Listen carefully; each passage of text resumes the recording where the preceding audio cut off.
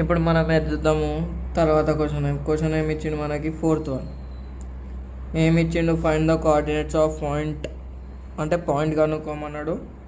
X value Y value ఏమి ఇచ్చిండు, given parabola y² = 8x.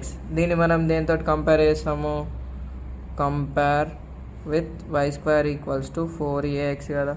అప్పుడు ఏమవుతుంది, we get 4a = 8, a = 8/4, 4 1 4 2 a = 2. ఇది ఎందుకు తీసుకున్నాం అన్న అంటే నెక్స్ట్ చూద్దాం. చూడు, గివెన్ కండిషన్ ఏమి ఇచ్చిండు,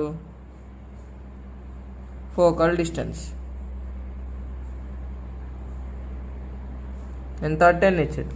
ఫోకల్ డిస్టెన్స్ అంటే ఏంది, x + a = 10 కదా.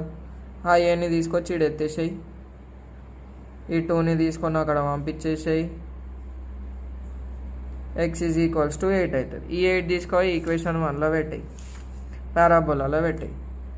From 1 y² = 8x, y² = 8 × 8, so y² = 64, y = √64, y = +or -8.